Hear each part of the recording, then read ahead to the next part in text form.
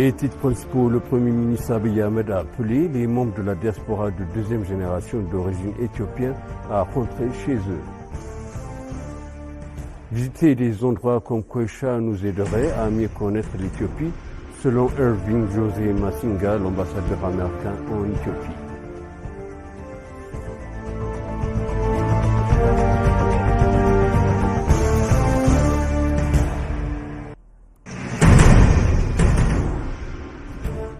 Bienvenue chers téléspectateurs sur EBC, c'est moi Zalal Amourkana avec le journal. La présidence Sahle-Work Zewde a reçu et s'est entretenue avec la délégation djiboutienne conduite par le président du Conseil national de Djibouti, Delaila Mohamed Delaila, dans son bureau. Les informations de la présidence indiquent que les deux pays amis ont discuté de divers domaines de leur coopération et du renforcement de leurs relations.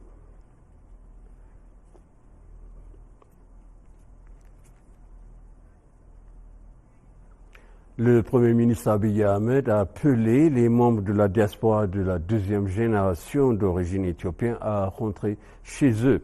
Le Premier ministre a lancé cet appel lors de l'inauguration du loge Chebara Churchura Elephant Paw. Il a invité la deuxième génération de la diaspora éthiopienne à venir en 3 tours du 30 décembre 2023 à fin septembre 2024. Les membres de la diaspora qui rentrent chez eux auront la chance de célébrer Noël, qui est parmi les diverses fêtes éthiopiennes pendant cette période. Et le deuxième tour de la table intitulé « Connectez-vous à votre histoire » aura lieu lors du sommet annuel de l'Union africaine à Addis Ababa, a annoncé le Premier ministre. Ils bénéficieront également des réductions spéciales offertes par l'Ethiopian Airlines et les hôtels éthiopiens.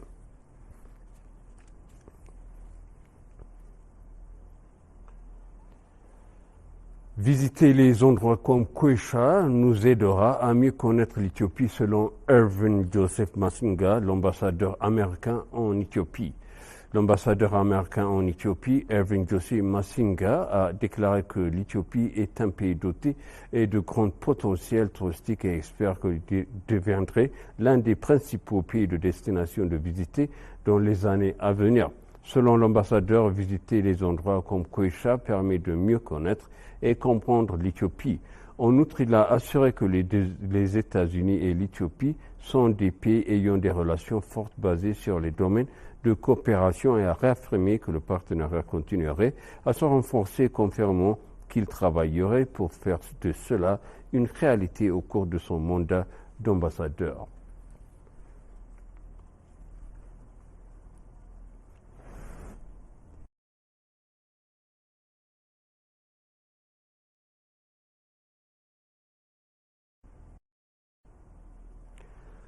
L'ambassadeur Ibrahim Idriss a attesté que l'Éthiopie devrait faciliter l'accès à la mer Rouge en utilisant des ressources considérées comme importantes et pour le développement.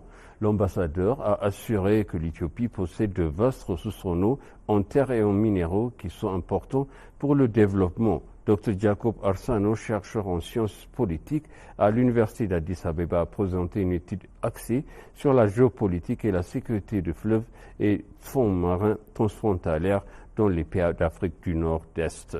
Jacob Arsano, chercheur en sciences politiques, a déclaré que les pays devraient utiliser leurs ressources en eau pour le développement régional et la sécurité afin d'accroître leur capacité de coopération. Les universitaires ont présenté leurs explications lors de l'atelier national organisé par 5 universités axées sur les intérêts stratégiques de l'Éthiopie dans la région de la mer Rouge.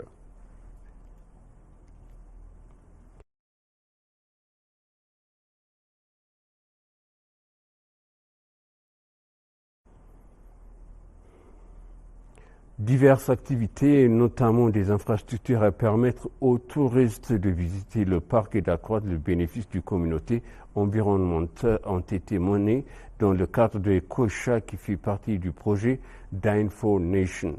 Lors de l'inauguration du parc, le ministre a souligné que le Chebara Churchura Elephant Paw Lodge est l'un des projets lancés par le Premier ministre Abiy Ahmed il y a 2 ans, alors que des efforts considérables ont été déployés pour faire le parc une attraction touristique de premier plan en Afrique.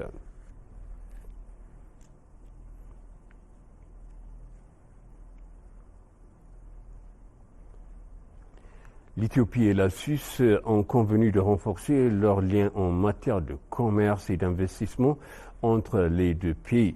Selon le ministère des Affaires étrangères, la 6e consultation politique conjointe entre l'Éthiopie et la Suisse s'est tenue à Bern, en Suisse, dans le but de renforcer les relations bilatérales de longue date entre les deux nations. L'ambassadeur Misgano Arga, ministre d'État aux Affaires étrangères, et l'ambassadeur Philippe Saltler, secrétaire d'État adjoint, chef de la division d'Afrique du département fédéral suisse des Affaires étrangères, ont présidé à la consultation. Avant le début de la consultation, le ministre d'État Misgano a rendu une visite de courtoisie à l'ambassadeur Alexander Fassel, secrétaire d'État du département fédéral suisse des Affaires étrangères.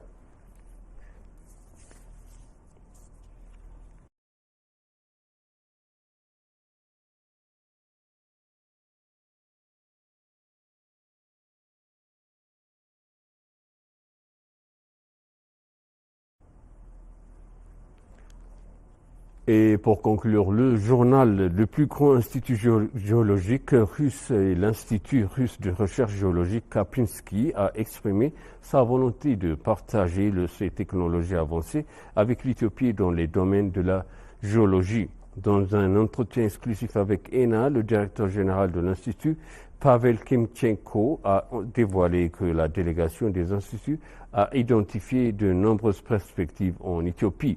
Le directeur général a en outre noté que l'Institut peut fournir des technologies à l'Éthiopie, notamment dans les domaines de la technologie d'informatique, de la géologie, de la cartographie géologique et sur la manière d'étudier des minéraux spéciaux résistants et également sur la manière de réaliser des études de stabilité pour les futurs champs.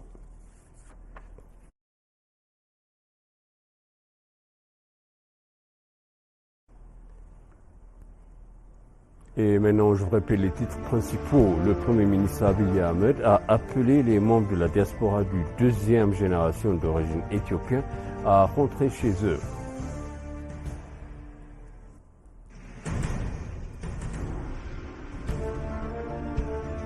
Visiter les endroits comme Kwesha nous aiderait à mieux connaître l'Éthiopie, selon Irving Jose Masinga, l'ambassadeur américain en Éthiopie.